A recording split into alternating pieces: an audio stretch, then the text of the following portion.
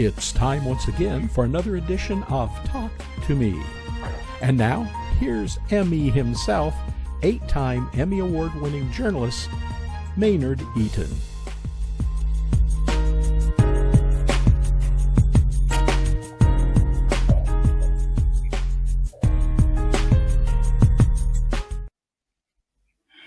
Hello, my friends, and welcome to this week's edition of Talk to Me.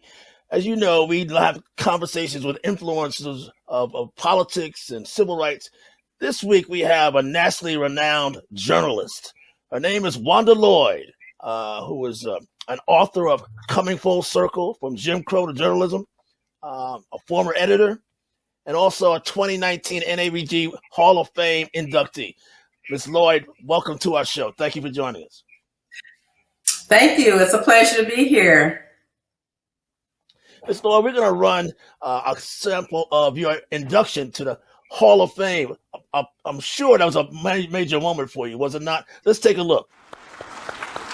Now to this year's Hall of Fame inductees who have made significant contributions to journalism that will echo throughout our community for generations to come. Here's a look at this year's first inductee.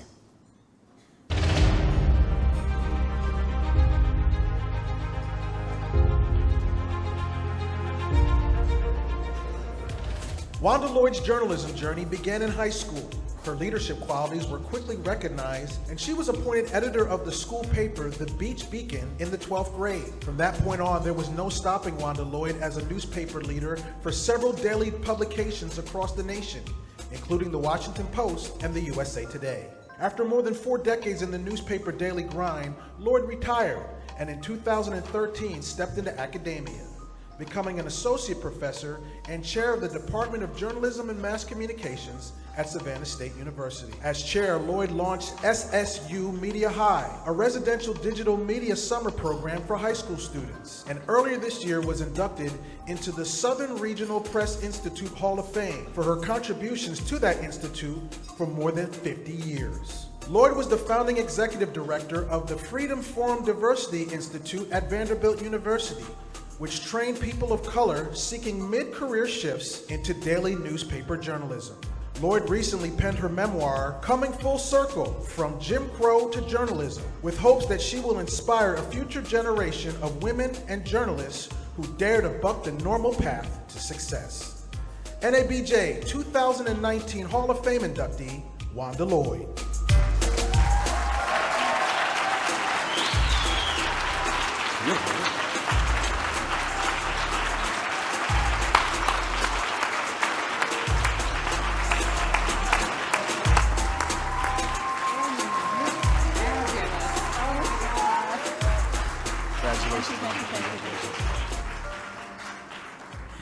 Wow.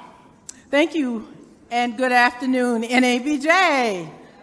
Mrs. Lloyd, what did that say? What did that mean to you, that induction?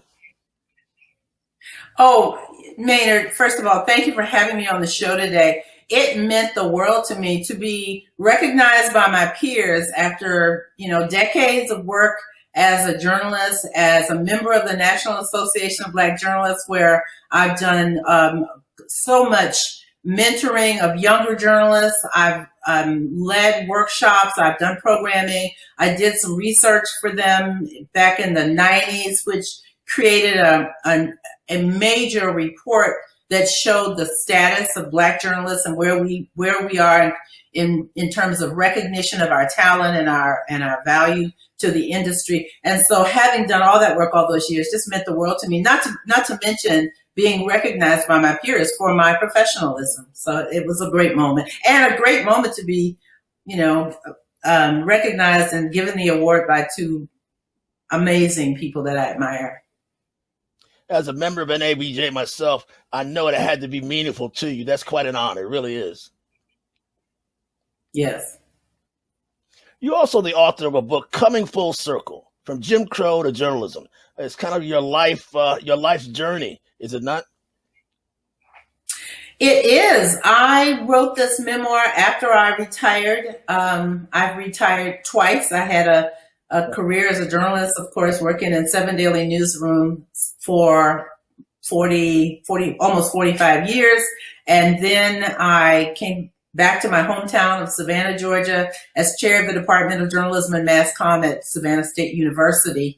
And, as I was the chair of the department, I was having meetings with some of the students, the seniors who were about to graduate, and they would ask me to tell them about my journey in journalism, what was my story. And I was telling them many, many stories, and they really asked me, when are you going to write some of these stories? You have such great stories. You've had such a great career.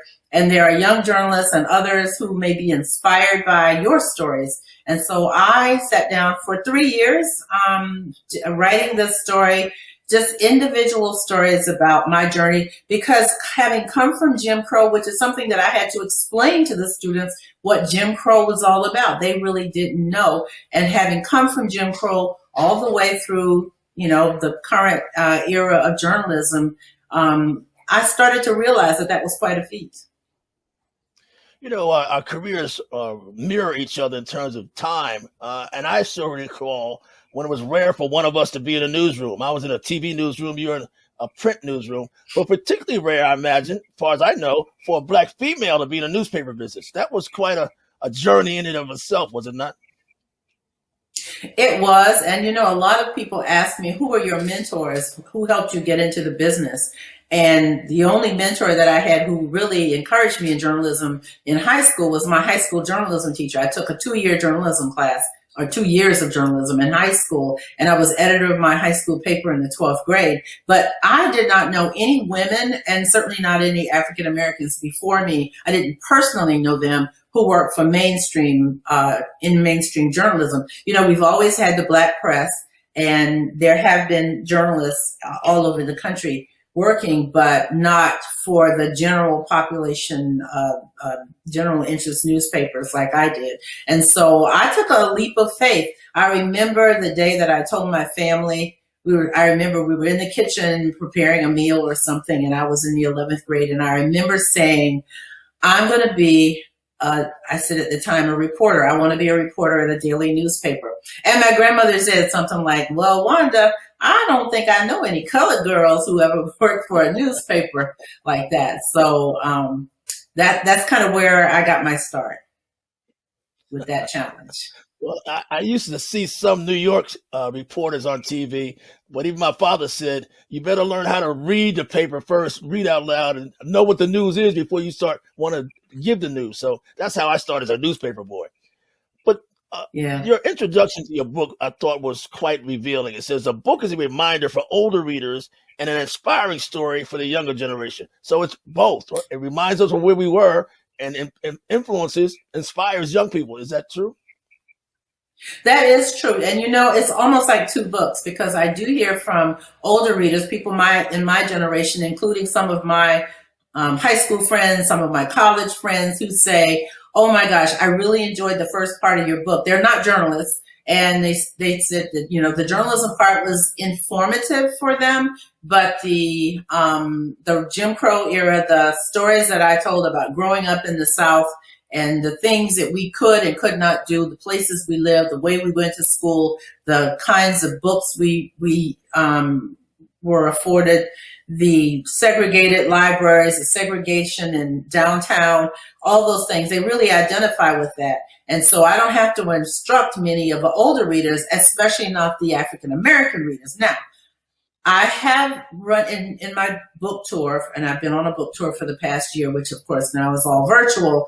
I have run into some white people in my age, in my generation, who said that they lived in southern towns and they knew they didn't see Black kids in school or in their social circles, but they didn't know that Jim Crow was the law. They had no idea. They just thought, oh, they just want to stay on that side of town, or they just want to go to their own schools. Nobody told them in their family or in their schools that Jim Crow was a legal restriction of what we could do and where we could go. And so the younger readers are learning about Jim Crow by reading my book, and some older readers as well. But I really do hope that the stories about journalism and about leadership and about diversity are inspiring a lot of the younger readers to be able to say, I can do this too. As a storyteller and also a graduate of Spelman College, where you received a doctorate, what's the story of that school? What's the significance of Spelman's historic political and racial activism? Tell me about Spelman and what it says over the period of time. Well, first of all, I have to tell you that for someone in my generation, I think it's unusual. I'm a third generation Spelman College alumna. My grandmother and her sister went to Spelman around the turn of the 20th century. My aunt, who raised me from age 8 through college, graduated from Spelman in 1936, in the class of 1936, and then I went to Spelman. So there was no question about the fact that I would go to Spelman College, being, the girl in the family. The political activism is quite outstanding, and I remember I took some notes this morning. I knew that Spelman women were awesome because I used to go to Spelman Club meetings. That's what they called them back in the day, with my aunt and my grandmother.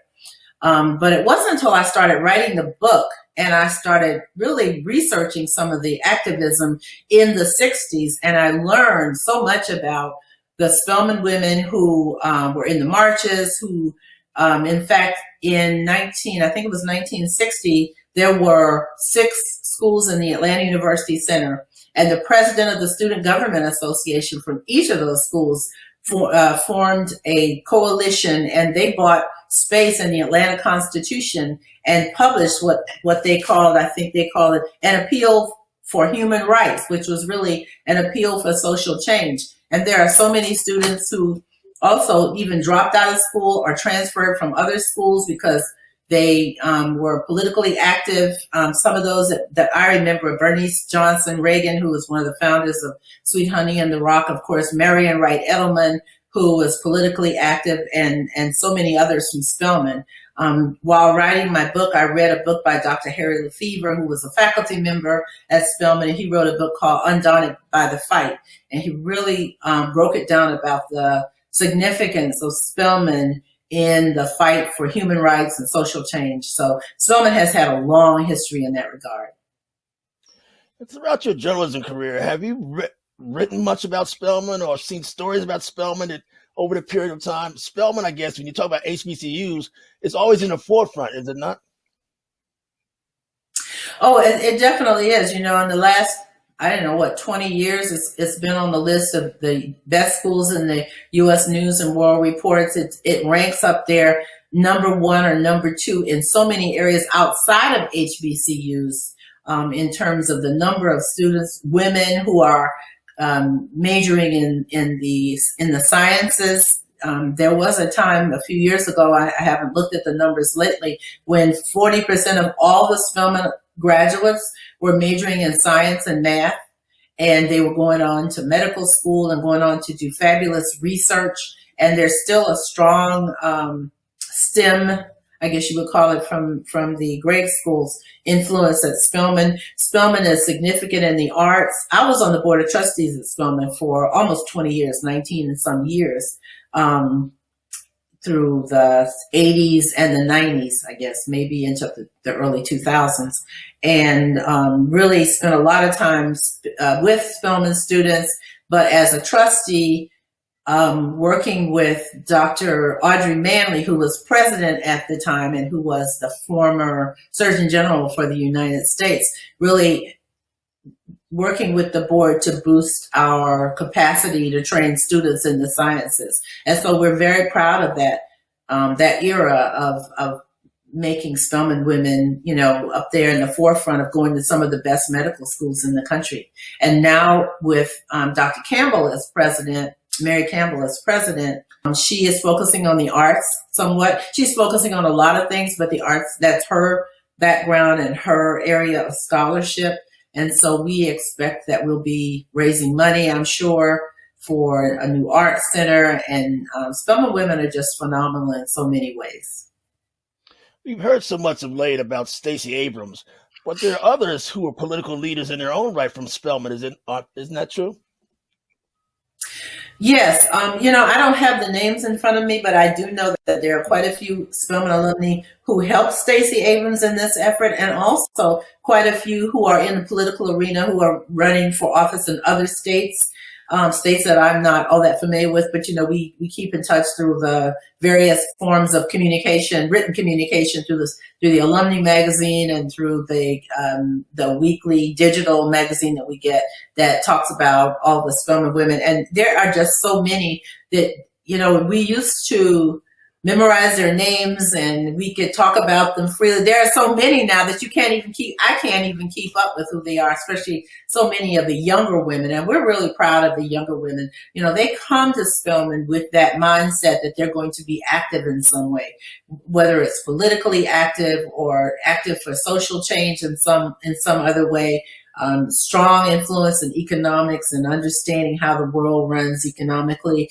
And so we're just really proud of the women who want to go to Spelman. I personally have mentored quite a few young women who've, as they've come out of high school and gone to Spelman, and they've just gone on to do marvelous things. And I love staying in touch with them. And in fact, I established a scholarship at Spelman because I feel so strongly about the support that's needed. And it's not a big scholarship, but when I had some relatives to pass away and I had a little extra money, some property that I sold, and I thought it was important to invest in Spelman for that reason. And so I add a little bit to it every year, and I'm very proud that I get a letter every year from the student who earns the scholarship. I don't have anything to do with giving the scholarship, but they remind me that they have gotten the scholarship that's in my name and that they plan to do great things. Well, you've done great things as a journalist. Finally, where is journalism today, do you think? I mean, the media is under attack in many forms and fashions. What do you say about journalism today? What would you tell a young student about today's journalism? Well, today's journalism is certainly different from the journalism that I, practiced all those years, because people aren't reading newspapers the way they used to read newspapers. And I not only do I understand that, but I have to say I've gone totally digital myself, so I understand that people want to read their news online. My daughter, who is at the top end of the millennial generation, when she graduated from college and got her first apartment, I offered to purchase a subscription to her local paper, and she said, "No, Mom, I'll read it online, but I don't want to take out the trash." So I thought, okay, this is how I pay for your college education, by being a print journalist, but I understand where she is and her generation is. And so I have great hope for journalism. We've been through a tumultuous last few years, politically, economically, through the social justice movement. I mean, there have been so many huge stories that affect our community, our African American community, as well as the entire nation and world. And I'm just really proud of how journalism has it's really shining in terms of holding people accountable. I guess that's the best way I can put it. Holding people accountable by making sure that we as consumers of news have so many ways to receive the information that, it's not just as you and I were growing up, radio and television and print journalism, but it's all the digital platforms, the podcasts, the radio shows, the, I don't know what you call it, the Zoom sessions, the visual sessions that we now are really enjoying and learning a lot from. Cable TV, has come a long way. I think the challenge that I see now is making sure that journalism reflects all communities. That's been something that I spent a lot of time on as a journalist, trying to make sure that, especially in my area, newspapers, but all media reflect the communities that they serve, by hiring people who look like you and me. And there's still a long way to go with that. I think the numbers are better, but the next step is leadership. And, I've been a leader, but I'm not happy with the fact that we're not reflected in the higher ranks of journalism. And we've got to do a better, the media has got to do a better job of that, because it is important for people who look at you and me and people like us when they walk into a newsroom and say, okay, I know that there's an emphasis on the stories that I want to tell, or the stories that I care about, even if I'm not writing about the Black community. But I know that this is an organization that's going to support the interests that I have as an African American and as a woman. Thank you so much. Wanda Lloyd, a premier Hall of Fame journalist and the author of Coming Full Circle, From Jim Crow to Journalism. Thank you so much, man. Thank you. Thank you very much.